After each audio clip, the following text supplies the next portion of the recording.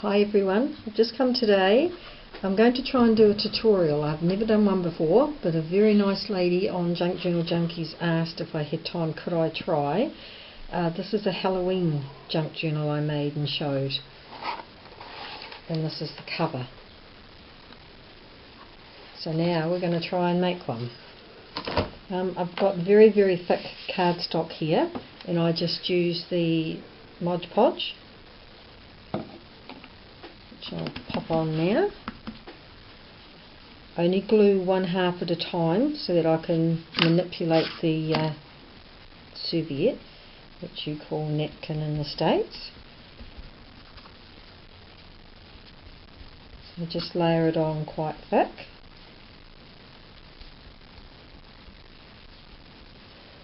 Right, and then we have just a plain white serviette. It's just one ply, very thin. And all I do is screw it up into a knot and just gently open it out again. And have all the creases in it. I'm sorry, I can just see a bit there. I need a bit more glue on. And all I do is just carefully lay it down and just start throwing it over the top. It's done in two pieces. It's not going to be big enough for one. So I make sure that edge there is stuck, and then I just work around and try and keep as many of the folded pieces and screwed up pieces as I can, and just lightly dab it down. And press harder on all the edges because I need to know that they are stuck and stuck solid.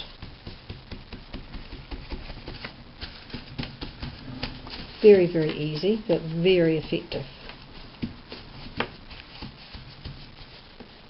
Right, and I'll just lift up the edges just to make sure that they've got that extra bit on them. And work my way around. Once I can see it's all stuck down, just pat it so you've got these nice thicker pieces here. All the wrinkles in it. Edges are secure. Then I gently pick it up.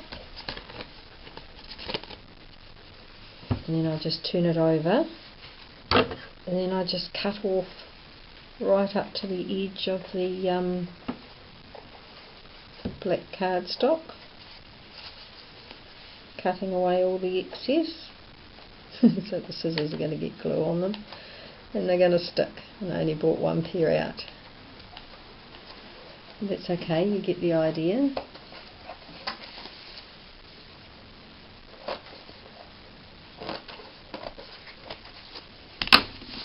It's a very simple technique.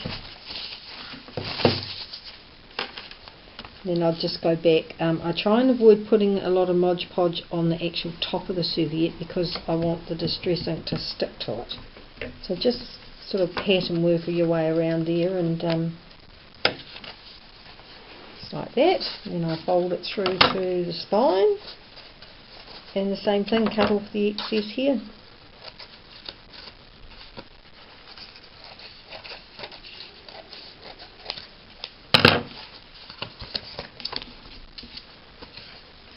Right, make sure that's glued down.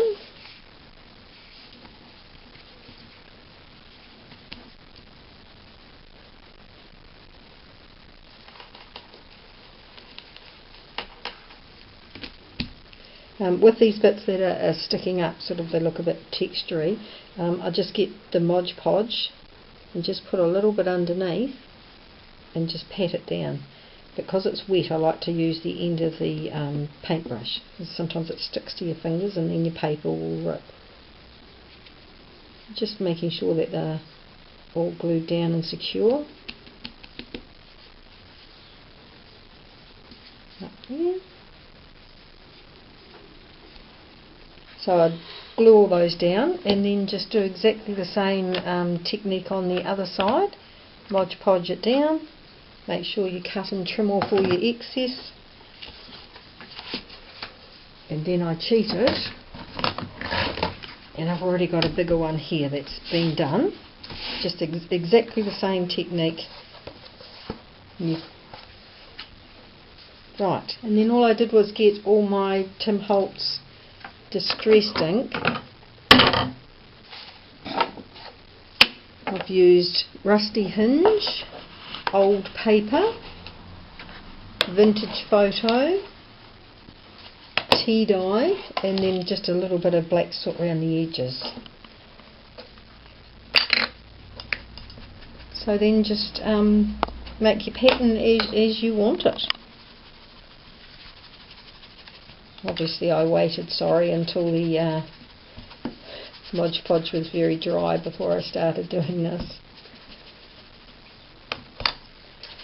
And then just all over, just the whole thing's just distressed inked absolutely everywhere and anywhere you want, making your own colour choice and pattern.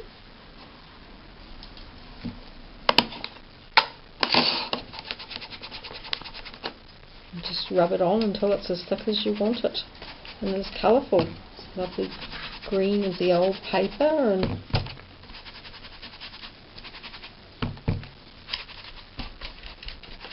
that's all I've done. And because I'm quite rough as I'm going over it, that's why I like to make sure that they're all glued down. As you can see, one there isn't. That'll take okay. So that's basically all I did.